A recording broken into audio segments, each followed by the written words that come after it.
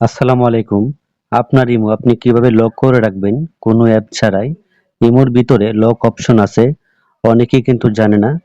যারা জানেন না তাদের জন্য এই ভিডিওটা। আপনার ইমো লক করার জন্য আপনি সর্বপ্রথম ইমোতে ক্লিক করবেন।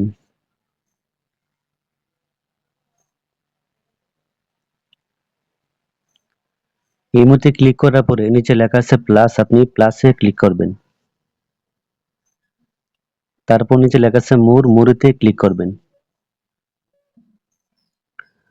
তারপরে উপরে লেখা আছে সিকিউরিটি এন্ড প্রাইভেসি, এখানে ক্লিক করবেন। তারপরে উপরে লেখা আছে পাসওয়ার্ড লক, এখানে ক্লিক করবেন। তারপর নিচে লেখা আছে এনেবল, আপনি এনেবলে ক্লিক করবেন।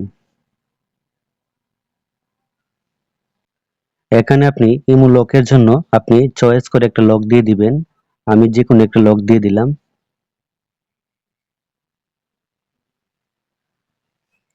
লকটা আপনি দ্বিতীয়বার দিতে হবে। দেওয়ার পরে নিচে লেখা আছে ডান, আপনি ডানেতে ক্লিক করবেন।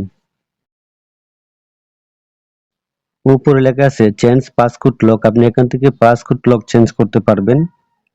তারপরে ফিঙ্গারপ্রিন্ট এড করতে পারবেন। তারপর ডিজেবল পাসওয়ার্ড লক করতে পারবেন।